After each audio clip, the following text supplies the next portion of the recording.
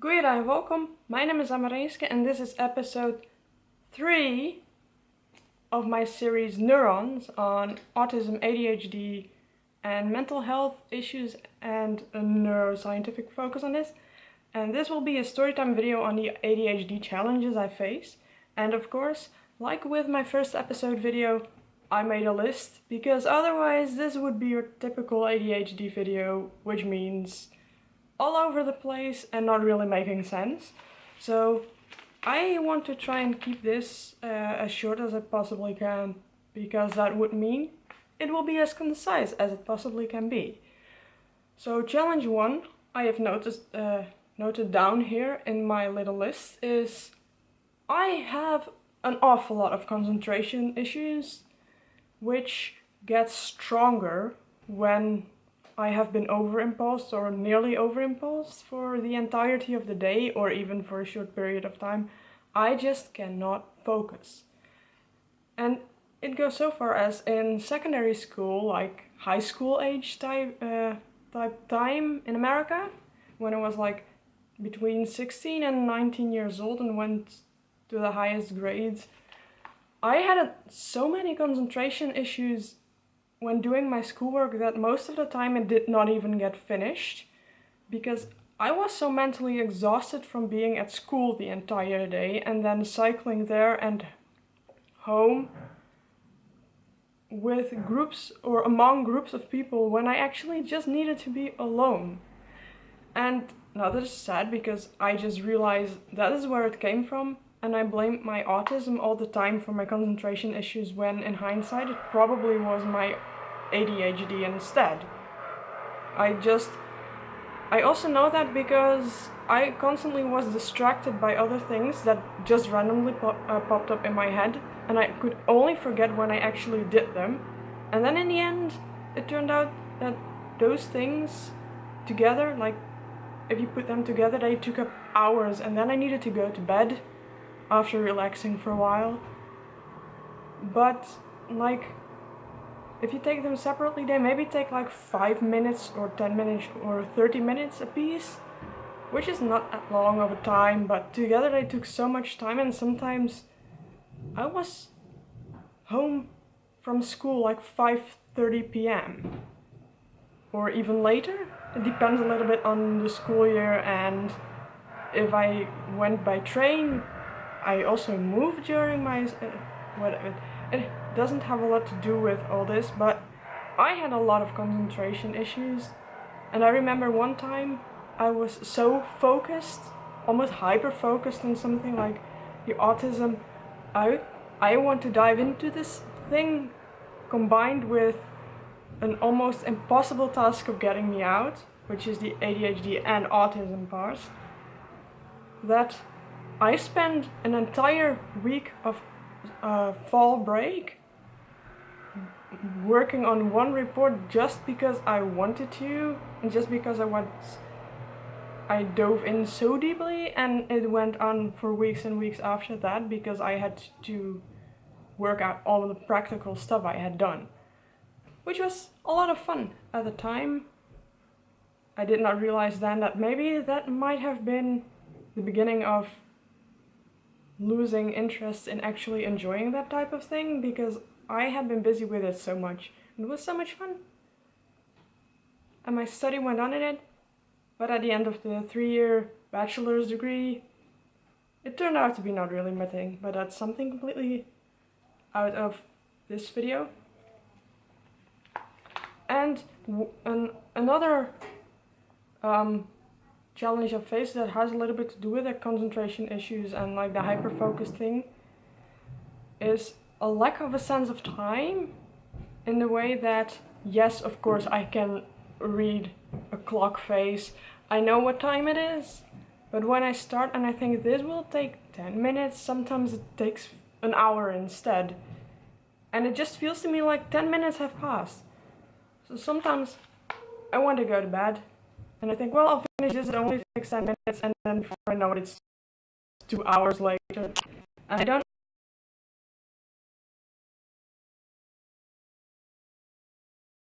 know how it even happened.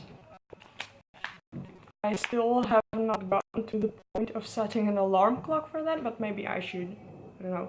And also, what I wrote down here is discipline issues, with which I mean is I can make schedules, but I have the biggest trouble sticking to those schedules. And on top of that, the being easily distracted, which of course directly ties in with concentration issues I mentioned before. I mentioned those two in one place. Like, I mean, it's sometimes hard to deal with. It sometimes just goes by. It is a little bit about when does it matter if you are easily distracted and when doesn't it really matter?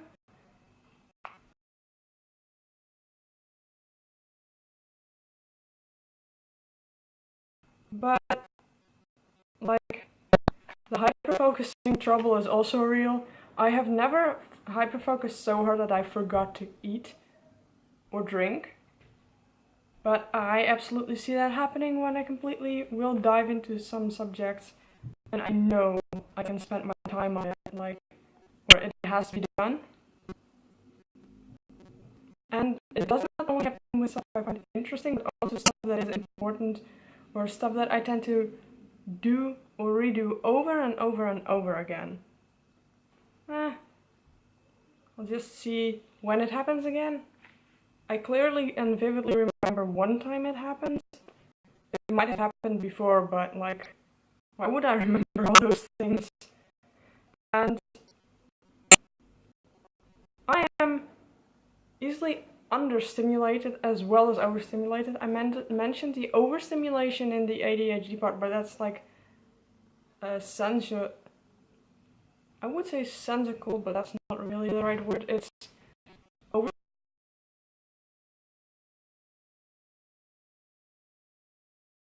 overstimulation of the senses like tactile, visual, taste, touch, all those kinds of things, sound. But I am easily mentally understimulated. Or if something is extremely repetitive, I get bored, even though initially I found it very, very interesting, but then here comes the hyperfocus, and again I hyperfocus, and after a week I think it's boring. Which has happened more than once in the past.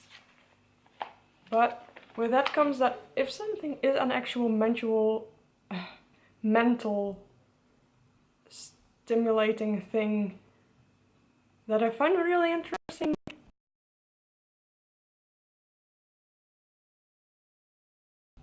I can learn and discover so many things about it. It's actually fascinating, interesting.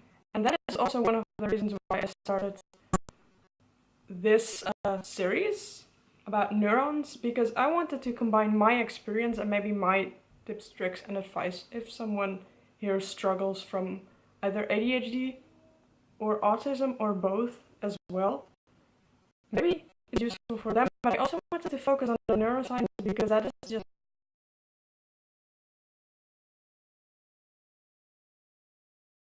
fascinating to me.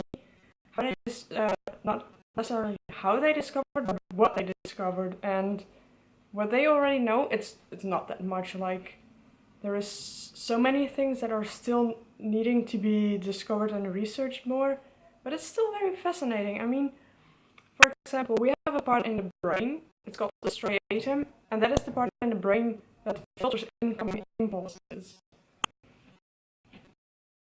And with autism as well as ADHD, it is not functioning correctly, and so normally the unimportant impulses are like filtered out and not consciously perceived.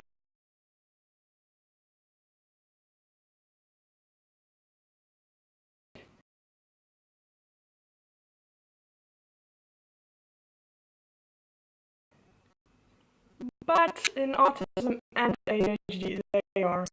And this has different effects on both people. Like, in ADHD, you're easily distracted, whereas in autism, you just get crazy from over impulsing all your senses. And when it combines, it can be really annoying. Also, having one of the two is really annoying, but because everybody wants to focus on what they want to do. So, yeah, I think that's a good place to leave and end this video.